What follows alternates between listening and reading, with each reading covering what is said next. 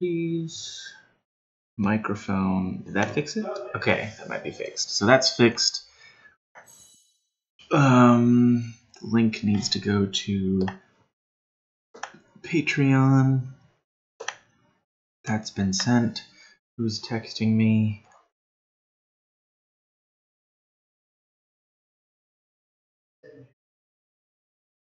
Claire Grosvenor is texting me. Okay, now I need to pop out the chat. Where's the chat? Who else is texting me? Kelsey Cody is texting me.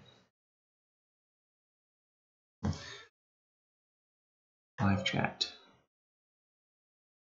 Pop out.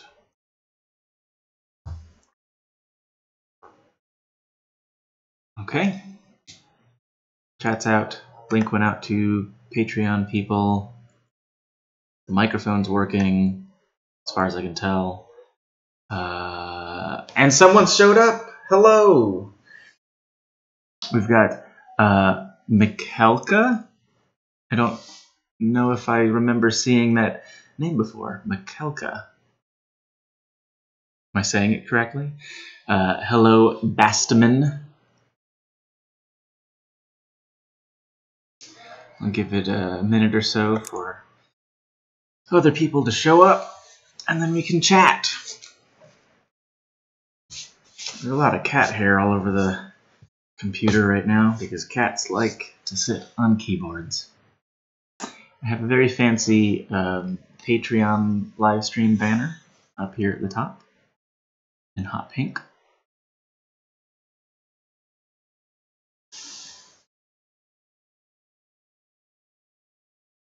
What's going on, Nick?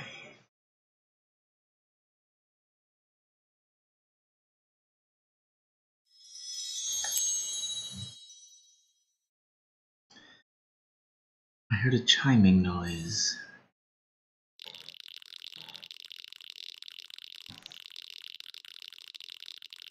So, as far as I understand, I'm many years late to this fad, but apparently years ago there was a browser-based game that was released that some people claim was super popular, but I had never actually heard of it. And maybe a month ago or so, a coworker at Complexly talked about how she was playing this game that she used to play in college. She told me about it, and I was like, that sounds weird. So I went to try it out, and I've gotten addicted. This game is called Cookie Clicker. Oh, do we have a kitty coming in for a cameo? Hello, kitty. What if you had a cameo coming in for a cameo? Dang. Hello, Chelsea Baker. Hello, Yuki. So anyway, this game, Cookie Clicker. You start out with just a cookie on the screen, and you have 0 cookies. And so you click on the cookie, and then you have 1 cookie. And then you click on the cookie again, then you have 2 cookies. And after you work your way up to, I don't know if it's like 15 cookies or something, then you can buy a cursor that clicks on the cookie for you every 10 seconds or something. And so you can work up the cost for another cursor, and then you've got 2 each, clicking once every 10 seconds. And the cost of the cursor goes up as you buy more. What is that kid holding out there? There's a child walking down the street holding a Nerf gun, Nerf cannon. It looks like it's bigger than the kid is. Anyway, so you can save up to buy these cursors, but then you can save up to buy grandmas that bake cookies for you at a rate faster than the cursors click. And then you can save up to buy cookie farms, and then cookie mines, cookie factories, cookie banks, cookie temples, cookie wizard towers, and so on, each building creating more cookies than before. And so I think this is what they call an idle game. You can just like leave it in a browser and it just does a thing. It's kind of dumb, But for the last month or so, I've been doing the cookie clicker thing. To me, it's like having an aquarium or an ant farm. It's something that doesn't require a lot of input. It just sits there, and you can look at it every once in a while and poke at it. Jennifer says, "Oh my god, Cookie Clicker, I remember when my whole office played that for a whole day at my first job." Good. This microphone thing says that it's clipped a few times. Am I too loud? I hear somebody brushing their teeth.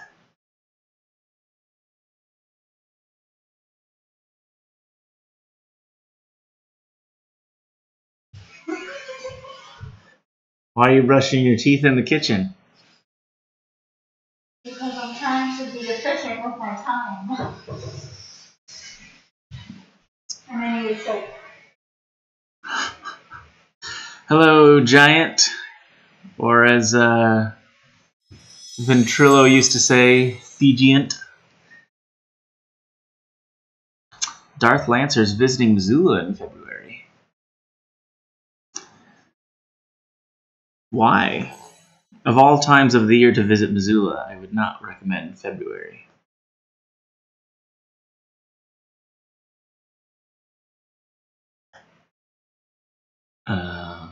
I guess I do have an extra 4 decibels of gain enabled on here. I could bring that down a little bit.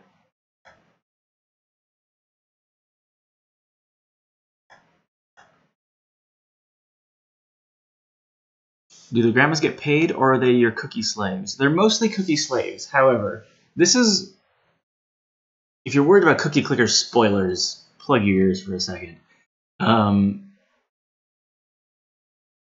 As you build buildings, you can also research things that help your buildings be more efficient.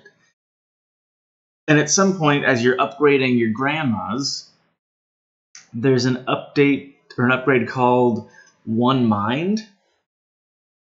I think the idea is that it, like, you know, will make all of your grandmas share a common consciousness so they can bake cookies more efficiently or something. But once you do that, then the grandmas start turning demonic, I guess, and they like open up a portal to another dimension, and then these things called wrinklers come out of the other dimension and start eating your cookies, which isn't necessarily a bad thing. It decreases your total cookies per second, but the wrinklers just stay there eating the cookies, and you can pop the wrinklers, and when you pop a wrinkler, it gives you back 1.1 times the number of cookies that it ate. So if you're playing it in a more hands-off fashion, the wrinklers are actually nice because they are giving you more cookies over time. But yeah, the grandmas turn from being grandmas into like elder matriarch demon creature things. It's kind of weird.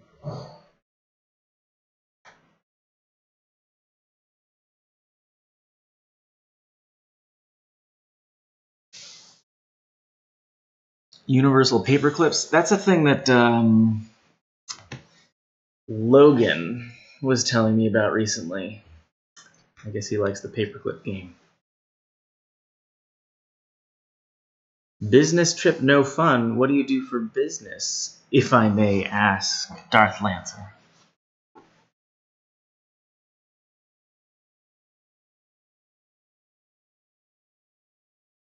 If you guys hear chiming noises, it's because Cookie Clicker in this other browser window, sometimes there are golden cookies that show up on the screen, and if you click them, they give you a bonus of some sort.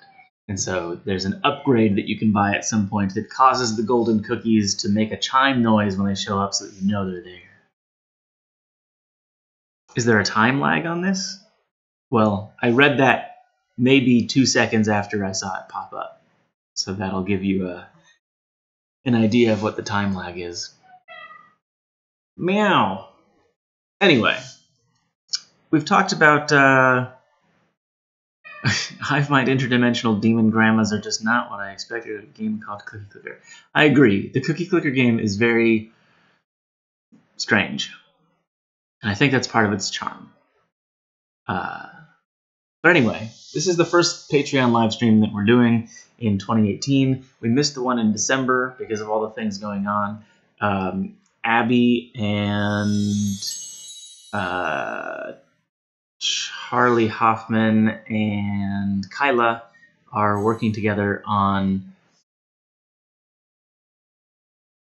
I assume this is going to happen in February, but putting together a live stream that's either longer or bigger and more bombastic, just something to be special to make up for the fact that we missed one in December. I guess if there were people who were patrons in December who aren't anymore, then they just lose out. I'm sorry. Hotel troubleshooting, so I may or may not visit the Doubletree Missoula Edgewater in February, unless they get their ish together. Huh. That's the one that has the, there's a restaurant in that hotel called Finn and Porter, which is where Claire used to work when she lived in Missoula. Claire being an ex-girlfriend of mine, if you guys weren't around back then. The vlogs are almost back. They're kind of back. They're like hobbling along right now. We've been able to average something like one every 2 days for the last week or so. Doubletree Missoula has new management, says Michael Morgan. I've never actually stayed there, so I don't know what the hotel experience has been like.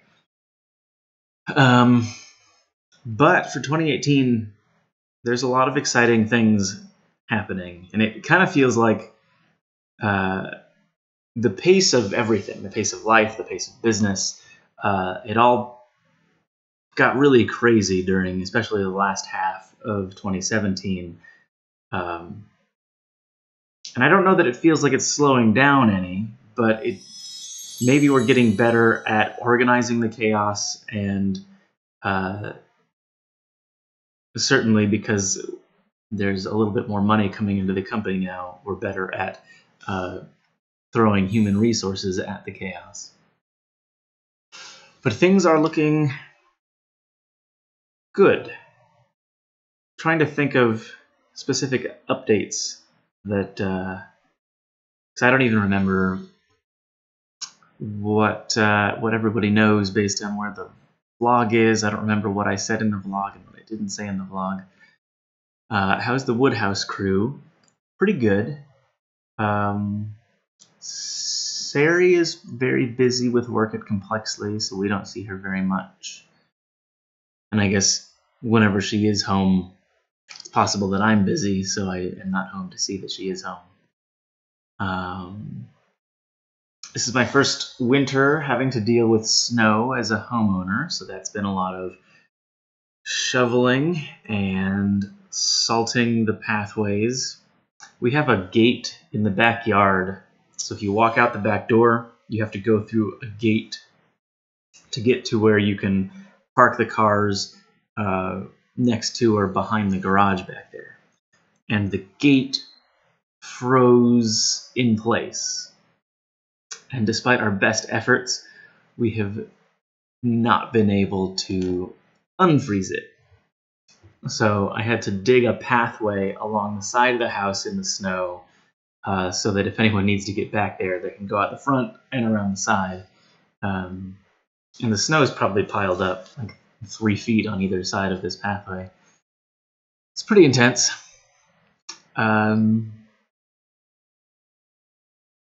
It's cold, so having to run the heater makes the electric bill go up, obviously. I guess it's not the electric bill, the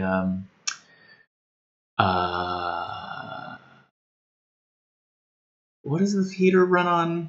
Natural gas. That's what it runs on. Oh, there's a cookie. Better click the cookie. The vlog is currently in September, as Michael Morgan points out. I guess, here's more spoilers. I apologize, but in October, we were able to take over the space next door to our original office downtown. We still have the original office. It's just that we swallowed up additional space. We mostly painted the space. There's still one wall in it that we have not painted yet. But we got everything moved in over there. Caitlin is currently working on designing a big like communal 6-person desk to go in the middle of what is the editing room, I guess. So hopefully in the next few months that'll show up in there, and that'll be nice. We have a conference room now we didn't have before.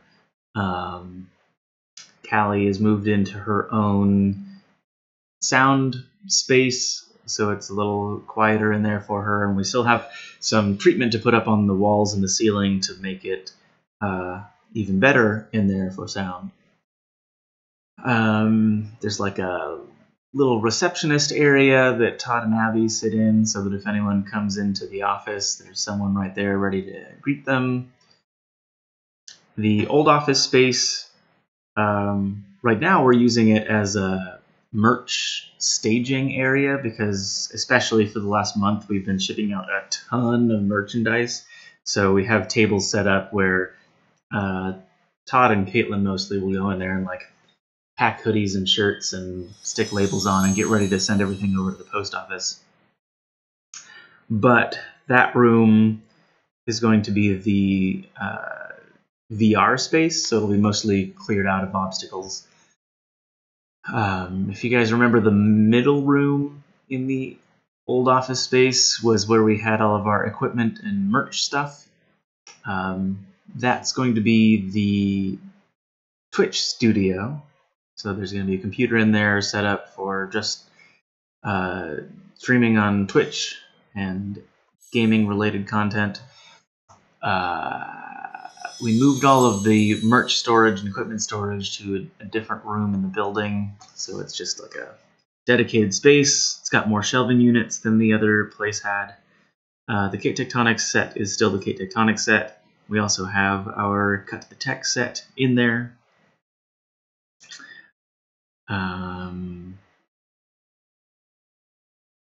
I guess on the subject of Cut to the Tech, we finished a Cut to the Tech pilot, and we sent that off to B&H Photo, and they really liked it, so we're waiting to hear back about what kind of sponsorship deal, if any, they're interested in involving that show, because that would help us pay for the show. They're already allowing us to... They've given us a $4,000 rolling limit to basically rent equipment from them. So any equipment from B&H that's $4,000 or less, or any combination of items that add up to $4,000 or less, they'll just ship to us and we can try it out and then we can send it back. So that's how I was able to try out the Sony Alpha 7 in the vlogs, and I've had the GH5 in the vlogs for a long time from B&H. I think we just sent that one back. Speaking of which, there's the GH5S that was released or announced by Panasonic, which I think is coming out in February, which I'm excited about because it has the 10-bit recording ability of the GH5, but it has the low light capability of the Sony Alpha 7 cameras. So you may remember in the vlogs I was talking about how there's the Blackmagic Pocket Cinema camera, which I really like the look of, but it's not 4K, and it's got a bunch of other things about the camera that make it kind of annoying to use. The Sony Alpha 7, I really liked the low light capability of it. color on it was whatever. I don't really like that it's an E-mount system because that's different than the Micro Four Thirds system and the EF systems that I already have lenses for. That camera was also a little bit heavier, but the low light capability made it worth it. And then the Sony GH5, it had the 10-bit color recording, but beyond that, it didn't have the low light capability of the Sony. I didn't like the way the image quality felt as much as I do with the Blackmagic pocket cameras. But the GH5S, I think I'm more interested in than the Sony Alpha 7 Mark II, because it can do that low light thing, but it also has the 10-bit recording. So I'm currently leaning towards trying to get myself a GH5S this year. The two variables that will affect that are Sony is rumored to be releasing the Sony Alpha 7S Mark III sometime early this year. And so we have no idea how that's going to stack up against the GH5S. And also, I think it's been 2 or 3 years now that in April there's a conference convention thing called NAB, the National Association of Broadcasters Conference. And that's usually when Blackmagic announces new stuff. So early April, I'm hoping, as I have for 2 or 3 years, that they announce an updated version of the Blackmagic Pocket that shoots in 4K, that has better low light capability, that has better battery life. So probably by mid-April-ish, I'll have a good idea of what kind of camera I want to add to the vlogging setup. Because I have found that for a long time I've just been using iPhone to shoot vlog stuff, and it's fine. Obviously, it's a pretty good quality camera. It does okay in most situations. But especially when it comes to talking to the camera, the GH5 has the thing that flips out, and so you can see what the shot looks like. And I had forgotten, by just using this thing for so long, how easy and nice it feels to be able to set up a camera and then like frame up the shot and then talk to the camera. And that's something that I miss with just using the iPhone, because there's no screen on the back. I just have to kind of look into the camera and assume that I'm getting a good shot. And the option to have different lenses and stuff on the camera, I think it makes shooting more fun, feels more artistic. And I've always got the iPhone as kind of a backup thing. But that's my my camera outlook for the year. What else is going on? I think 2018 is going to be a really good year for cinema studios. I guess we picked up a couple contracts in 2017 from external companies to bring us additional funding to make the company work. But we've always just kind of been burning slightly more cash than we've been making for as long as the company has existed. And it's required myself and Michael Morgan and Todd to be dumping our own personal money into the company to keep it going. And I think 2018, at least so far, cross your fingers, knock on wood, it's shaping up to be the first year that the company will actually be making more money than it's spending, which is very good. We are currently in the process of hiring a salesperson who can take the portfolio of projects that we've done for external companies. Like, you guys have seen the Claire Emery video that we did for Vlogbrothers when they sold Claire Emery's woodcut things. I think that was a year ago. It's a long time ago. But that was really successful. And we've been doing some work for a textbook company recently. and those videos are turning out really well, and especially if we can get a testimonial from them saying how happy they are with the stuff we've done. This salesperson is going to take our portfolio and go out into Missoula to local businesses and say, hey, do you want us to help craft your message to your potential clients, to create video content for you, to stand up your website, because everybody needs a website, and also to evangelize for cinema studios beyond Missoula. For example, if any of you are going to be at South by Southwest this year in March, Cinema Studios has a booth at South by Southwest this year, so mark your calendars, come visit us. We're not there, so I guess when we go to VidCon and set up the booth, we are there to try to bring in other business from other businesses, but we also realize that there are people who go to VidCon that are just, you know, viewers of the vlog, and so the booth presence there is a little bit more tailored towards audience interaction, whereas we're not expecting as many people at South by Southwest to be going there for like a fandom experience. It's more of a business-to-business networking thing. So to that end, the booth is going to be geared more towards getting other businesses interested in coming over and seeing what services we offer, and hopefully convincing them that our services are worth their time and money. But we'll still have some stickers and whatnot for anyone who wanders by. And of course, I'll be there. Todd will be there. Michael Morgan will be there. Callie is going. Whoever our new salesperson is that we end up hiring will be going. I guess it's worth mentioning that if you have sales experience and want to move to Missoula to be a salesperson, we are still accepting applications. We are also, in the next couple months, going to be hiring 2 additional illustrators/animators. So those are people who have experience and are fluent in Illustrator and After Effects. Probably the illustration part of that is more important than the animation part of that, because I feel more confident in being able to teach someone how to animate than teach someone how to draw. Drawing is not in my wheelhouse at all. And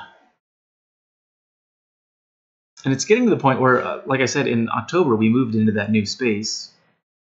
So we expanded our footprint within that building downtown in Missoula. And if our hiring plans go to plan, we're going to end up needing to expand even more sometime later this year. Which is crazy to think about. During the 30-hour live stream that we did for the new year, many times I had this feeling where I was sitting down and looking around at all of the people in the building who were like moving furniture around, plugging in computers, getting the cameras ready, planning the sequence of events, running the computer that was switching between the cameras, and preparing the graphics to do all the stuff, and hosting. Just like people were bustling around doing stuff, and it's a very humbling experience to feel like this was just at one point an idea that I had in my head, and somehow I've convinced all of these other people around me that working on this is a good idea. So I feel especially lucky that Caitlin and Todd and Abby and Michael Morgan and Callie and Kyla and Charlie and Josh have all decided that my ideas are worth working for. And I hope I never get jaded to that idea. Yuki asks, will the drawing animation work be remote or in Missoula?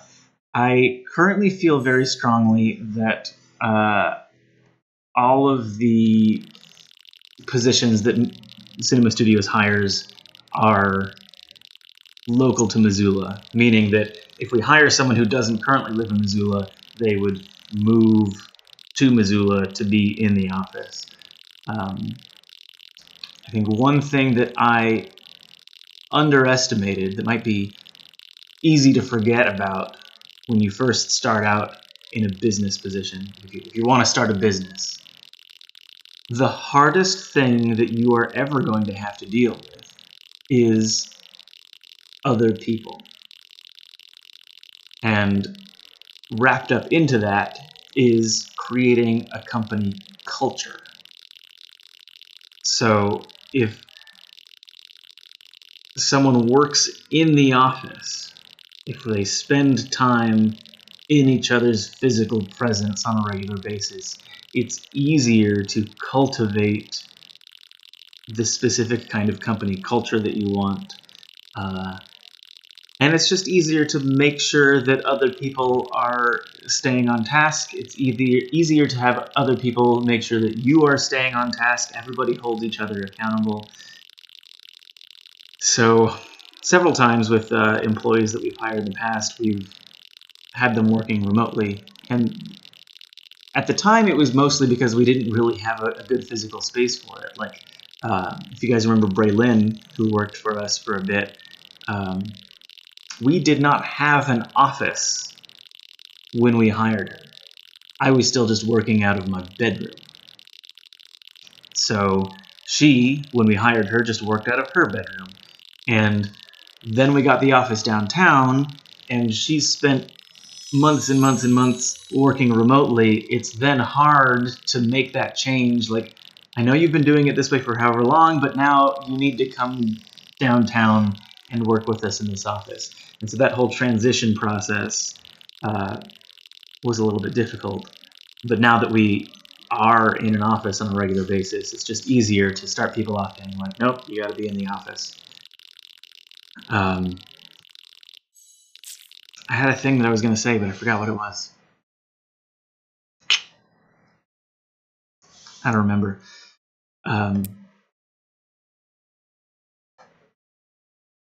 I very much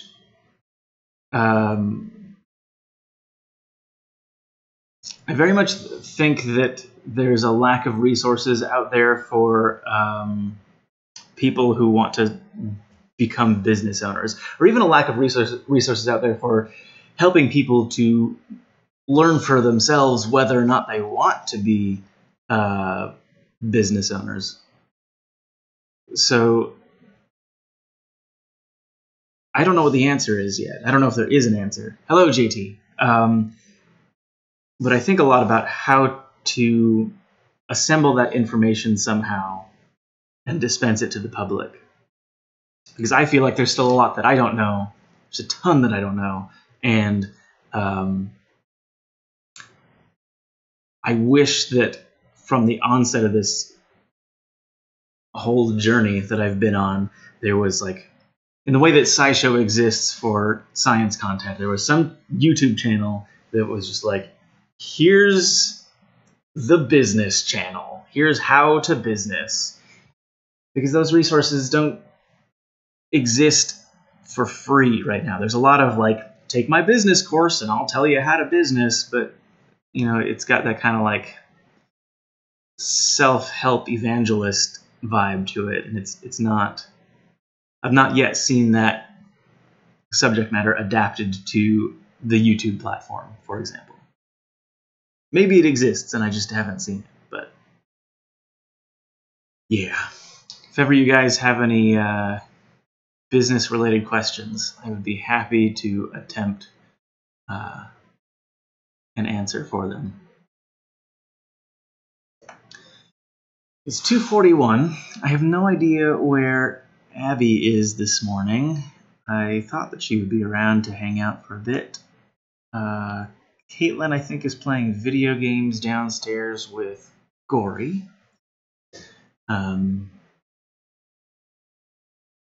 Oh, here's something that might be of interest to you guys.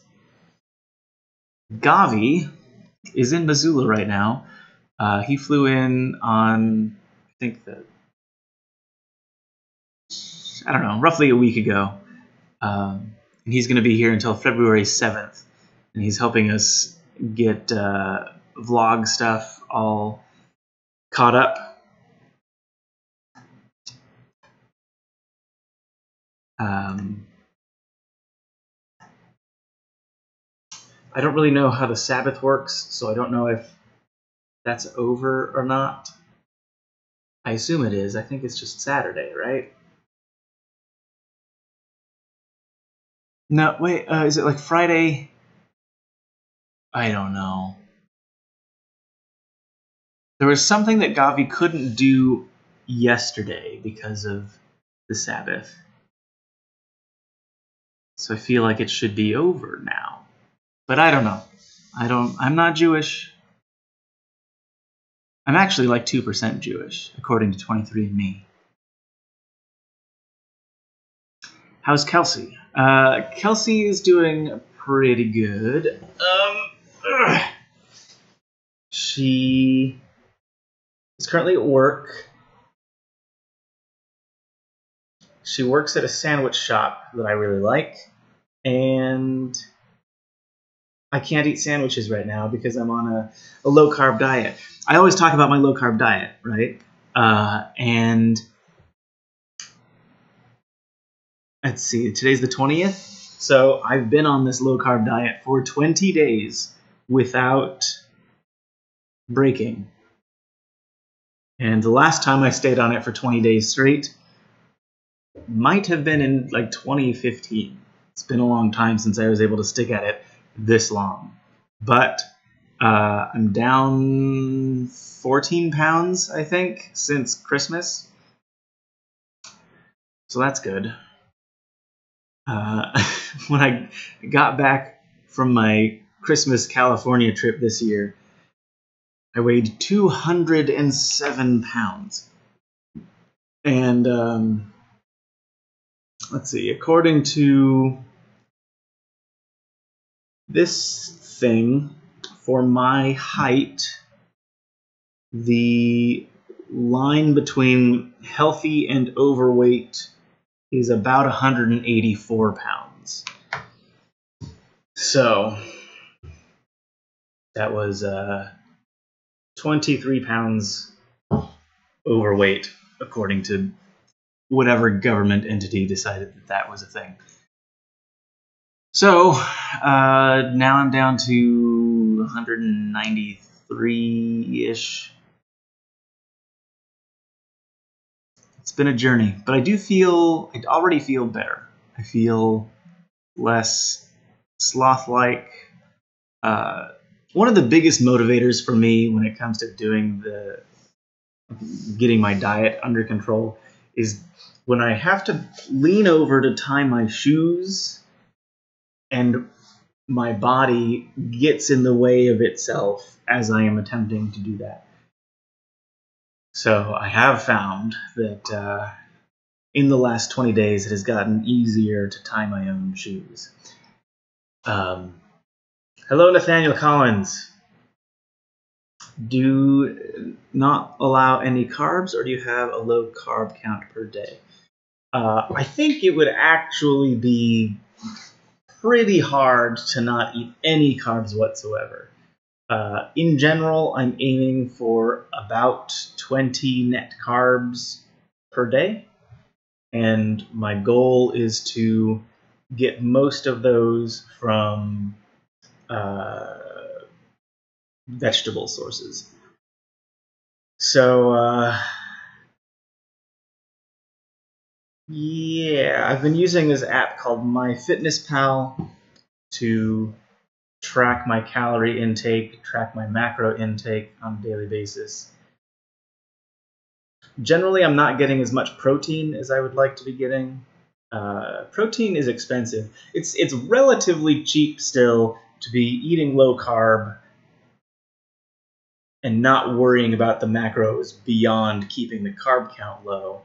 And that generally yields to something like 65 to 70% of your calories coming from fat, and then like 30% coming from protein, and then 5% from carbs. But because while I've been dieting, I've also been training for a marathon. I've run like 36 miles so far this year. And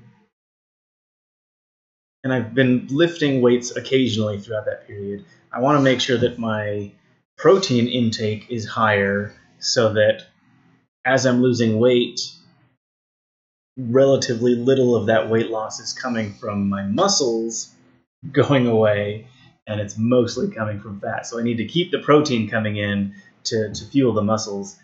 But protein is expensive. It's expensive to eat a lot of protein. I'd say like 1 out of every 4 days I'm actually getting the amount of protein that I want. Oh, another thing that motivated me to stay on this diet as long as I have is that I got a little too big for all of my jeans. I was ripping holes in my jeans because they were not designed to fit on someone who was the shape that I had become. So that's another thing. Any of you who are like under 30 years old, cherish your metabolism as it is now. Because for the last couple of years, as I've gotten into my 30s, it's just like, I can tell it has slowed way down. It is significantly harder for me to maintain a weight where I'm happy, while also eating things that make me happy. It's part of getting old, I guess. I remember in 2011 when, what's that guy's name that used to date Christina Horner? I can't remember his name. He lives in Los Angeles. He made music videos. He was in a band with Christina Horner.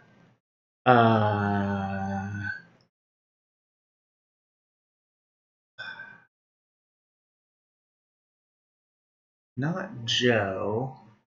Joe is Christina Horner's current boyfriend and fiance? Question mark? I don't remember. Luke Connard. That's his name. In 2011, Luke Connard turned 30 years old, and he did not want anyone on YouTube to know that he was turning 30. He was afraid that it was going to hurt his brand if all of the young teen girls who followed his YouTube channel found out that he was 30 years old. And so when Charlie and Alex and I found out that Luke didn't want anyone to know that he was turning 30, maybe some of you have seen this video, Charlie, Alex, and I filmed a happy 30th birthday Luke video and posted it to YouTube. The band that he and Christina were in at the time was called All Caps, and the music was very electronic. So the three of us made a fake band called Totally Uppercase and sang a happy birthday song that was in that same genre. Posted it to YouTube.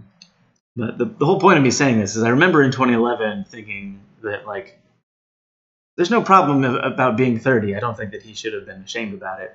But at the time I was like, oh, like 30 is still like more than half a decade away for me. And now I'm almost 2 years past that same goalpost. And it's weird how fast time flies. Which I guess is more motivation to get my body in the healthy state that I want it to be in, so that I have as much time as possible to enjoy being alive and to be productive and to make art and to make friends and all that stuff. I wonder, I don't remember whose channel that video got put up on. Totally uppercase. It's on Alex Day's channel. It's called Luke Conrad is 30 in all caps.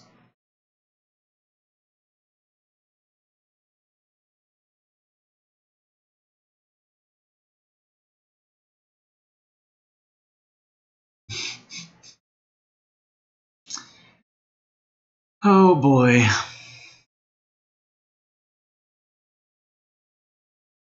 It's very weird to think about how at the beginning of 2011, Alex and Charlie were very close, and they sort of allowed me to join into their little friendship clique. And so for the first half of that year or more, it was kind of like a Alex, Charlie, and Michael thing. And it's just so weird comparing that to how things are now, the way life changes, the way that people's choices, good and bad, affect friendships in a way that maybe seems irreparable. Nothing lasts forever, so you gotta enjoy what you got while you got it. 5th HP is turning 25 in February. How did you find out he didn't want people to know he's 30? I think because we were friends with Christina Horner and she was dating Luke. She said something about how he was afraid of people finding out he was turning 30.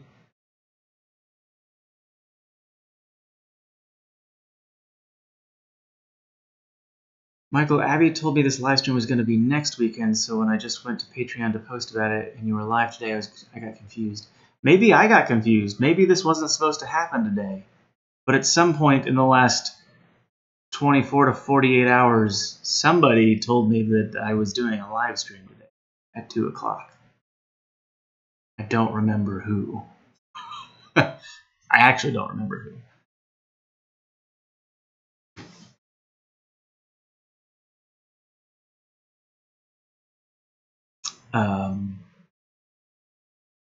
Oh well.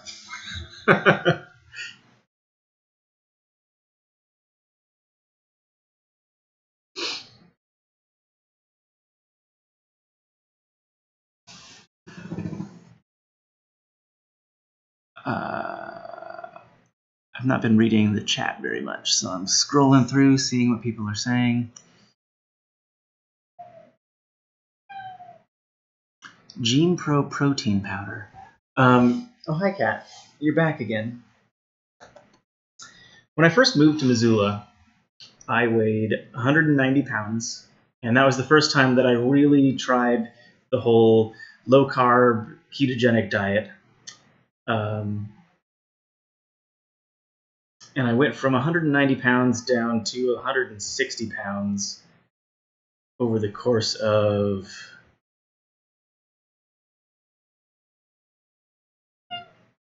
I guess that was like 7 months. And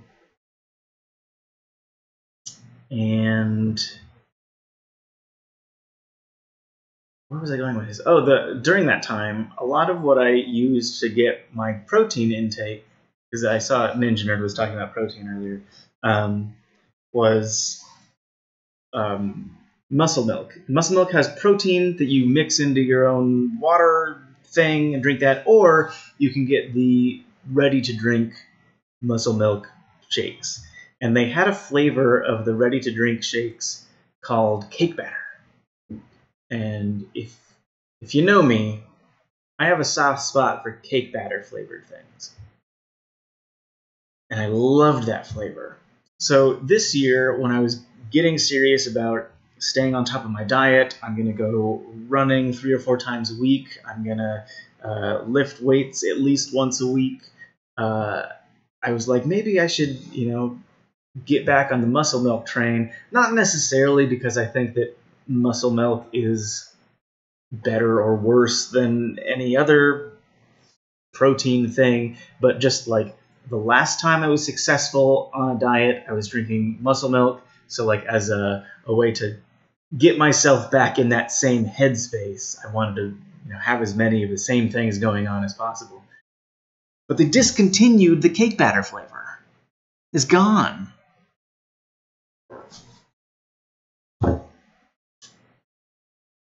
So, can't have it. I don't know what to do. I actually tweeted at Muscle Milk when I found this out a few days ago, asking why they took it away, saying there was a cake batter shaped hole in my heart. But yeah, they still have the cake batter mix, but I always thought that the Muscle Milk powder mixes tasted different than the ready-to-drink things. Caitlin looks like she's ready to go outside. Where are you going? Walmart. Walmart. Do you need anything from Walmart? Do I need anything from Walmart? I am almost out of soda pop.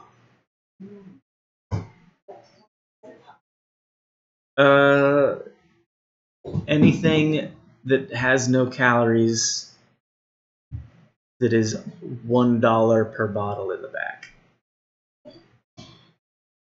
Okay. I like Fresca a lot.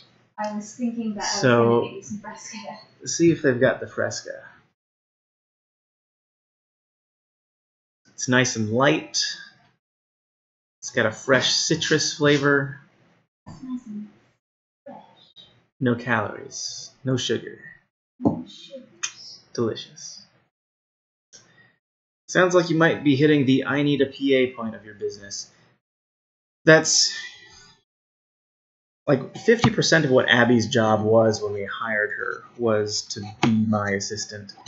And I mean, technically she still is doing that job, but so much of the other part of her job, the office administrator, chief of operations job, because things have gotten more complicated and there's more stuff happening faster, that takes up more and more of her time.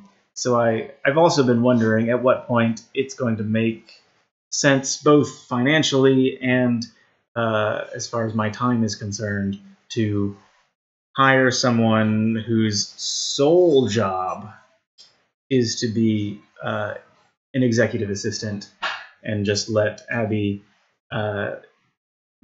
focus only on the operations stuff. I have one of those August locks on our front door here so that I can unlock it with my phone, or if I've been away from home and I get close to the door again, then it unlocks for me without me having to use a key. But this is a thing that is my own fault, but there's a notification thing set up on it so that whenever the door locks or unlocks, it buzzes my watch saying, hey, the door was unlocked, the door was locked. And I don't particularly want to know that information. I just like, the notification happens and I'm like, ugh, I don't like that I get a notification every time that happens. But then 3 seconds later, I forget that it happens, and so I don't change it. And this has been a thing going on for, I don't know, 4 months. Am I going to play any Rust this weekend? Maybe, but also maybe not. I do plan on playing some video games this weekend, and I'll probably stream it on Twitch. But Kelsey turned me on to this other game called The Forest, which is similar to Rust. It's like if Rust and Left 4 Dead had a baby, that baby would be The Forest. So it's still a survival thing where you have to go like chop down trees, gather rocks, craft things, build a shelter, but it's less about at least the way that I've been playing it so far. I haven't joined any public servers, so I don't know how this holds up there. But so far, it seemed like it's less about surviving and player versus player interaction, but more about surviving and player versus environment interaction, because there's these cannibal mutant zombie things that are attacking all the time. So it's more about defending against those things. And it also seems like, even though I haven't followed it at all, the forest is supposed to have more of a storyline to it. I don't know. But I think that might be what I end up playing this evening.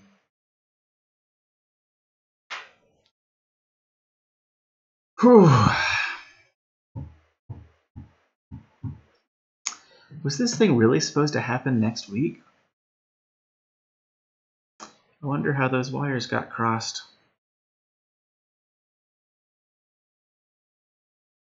Today is the 20th. It is on the calendar for the 27th. Huh. Oops. Oopsie daisy. So for the rest of today, I have to write some music for a vlog. I have to get my 5-mile run in, I think. Saturdays are supposed to be the long run days. And the mileage varies every weekend, so I don't remember what I'm supposed to be doing today exactly. I think last week was 7 miles, and I think it drops down to 5 again today. Yes, today is a 5-mile run. And then next Tuesday is 3 miles, 4 miles on Wednesday, 3 miles on Thursday, and then 9 miles next Saturday. On the 24th, question mark, of February? Yes, 24th of February, I'm running a half marathon event, which is actually going to be my first half marathon. I have run the distance of a half marathon a handful of times in my life, but never as a part of an actual event. So my first half marathon event is going to be the 24th of February. It's a thing, maybe like 45 minutes to an hour outside of Missoula, called Snow Joke. It's a run in a loop around, I think it's Sealy Lake. I don't remember exactly. But Kelsey's running it, I'm running it, Nicole is running it. I don't remember if Stefan is signed up or not. Claire Grosvenor is running it. So that'll be a good time. I wonder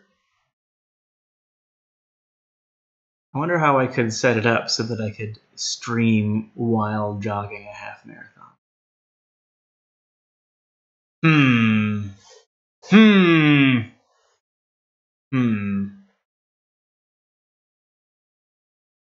Yeah, that'll be almost my birthday in it.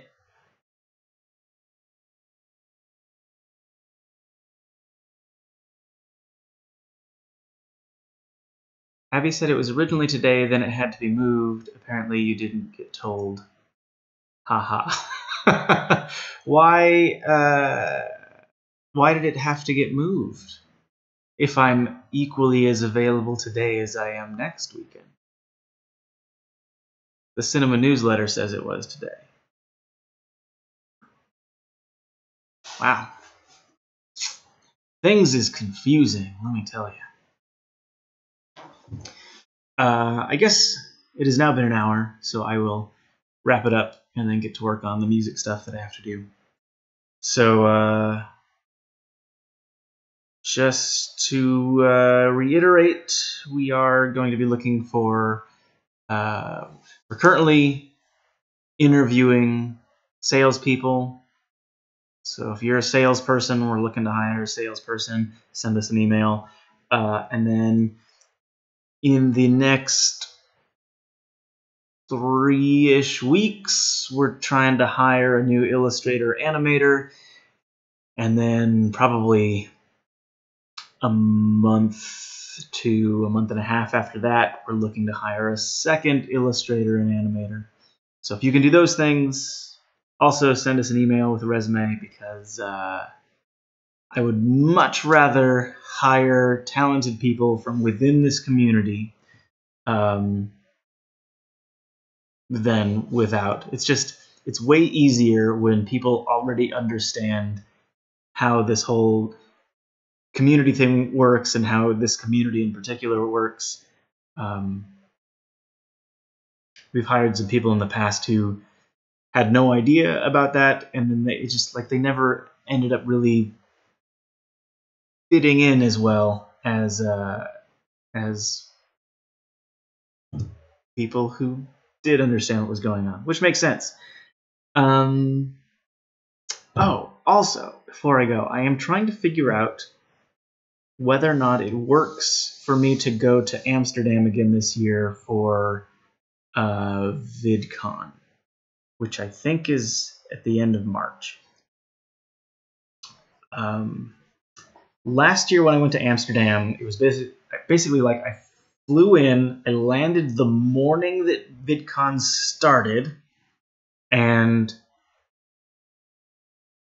that caused my sleep schedule to be terrible for the whole trip. And like the night that VidCon ended, the very next morning I had to go to the airport to leave. So I didn't really get to experience Amsterdam. To that end, this year I would like to add on a day or two to just like go see things in Amsterdam. If I do that, for the sake of keeping costs low, I'll probably be hunting for places to stay, specifically couches to crash on.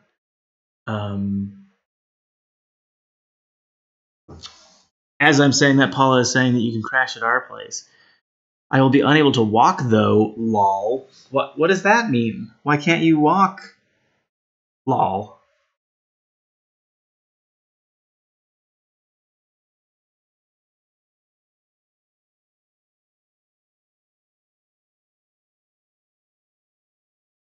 How much does it cost to get from Amsterdam to Budapest?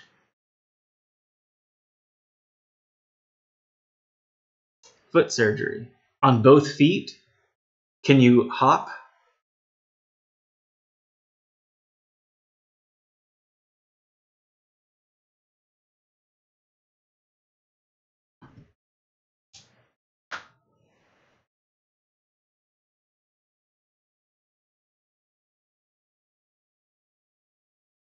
I guess while I wait for that answer. Mr. Giant.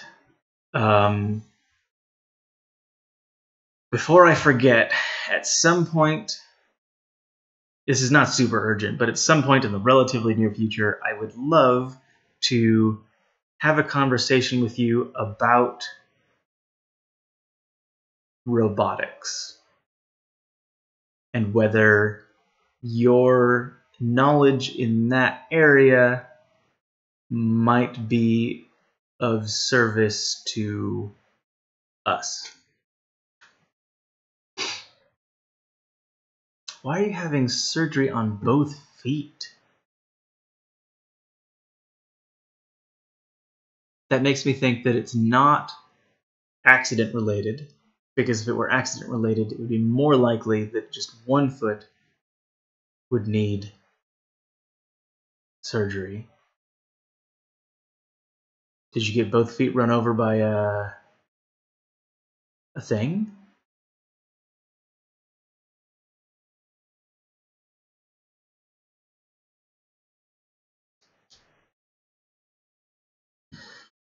Oh, Nathaniel also says that he'll be in a hotel or hostel in Amsterdam, maybe. Okay, so it looks like there are a few options, which makes me feel mostly confident in getting the tickets.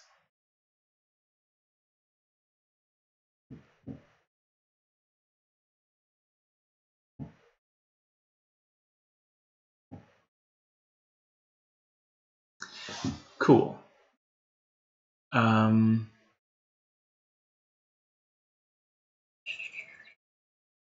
Yeah, I think. Is there anything else that I haven't updated anybody on in a while? South by Southwest is happening. VidCon Amsterdam is maybe happening for me.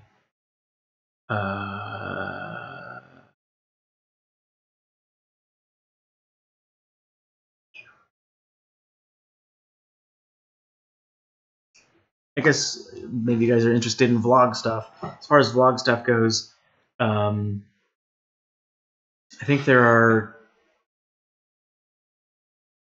2 or 3 videos left from Buffer Festival. I want to say 2. Maybe 1. A small number of videos. Let's just go with the larger number. 3 videos left for Buffer Festival. After Buffer Festival, I went to Rhode Island for a thing with Lego. I expect that to be just 1 video for the whole trip, probably. Or no, actually, before I went on that trip, I had to go to California for my grandfather's funeral. I think that's also just going to be 1 video's worth of stuff. My trip to Rhode Island, I think, is just going to be 1 video. And then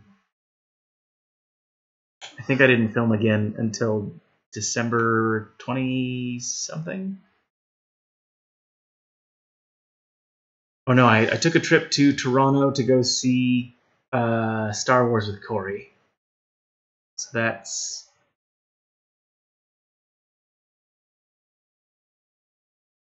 let's say at most 4 videos. And then 1, 2, 3, 4, 5, 6, 7, 8, 9, 10. I don't...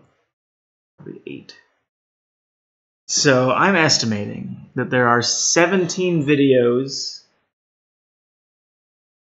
left in season 8 of what I'm doing right now. And then also this year I've not been filming every day yet because I'm conscious of the backlog. So we're getting closer to being caught up. Hoping within the next month or so.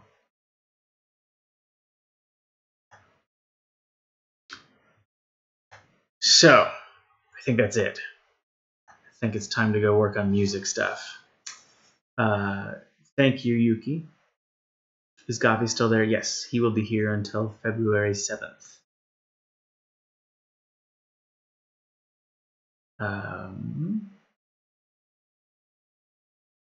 If you guys haven't seen it yet, Michael Morgan just linked me to the...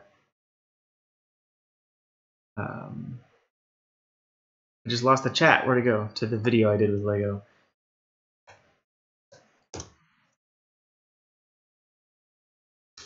So if you want to see me on a Lego show called Rubriculous, there it is.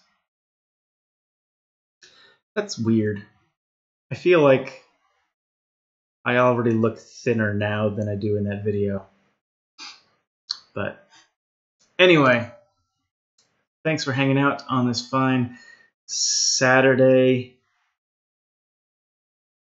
or evening or Sunday, depending on what part of the world you're in. And hopefully next month we will have a better idea of when this live stream is actually supposed to happen. And like I mentioned earlier, I guess also if you weren't here, because we missed the December live stream, the next live stream that we do, I believe, is going to be longer or bigger, something special to make up for missing December.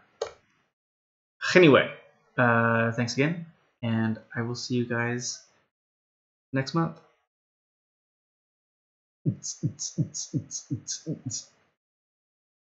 Okay, bye.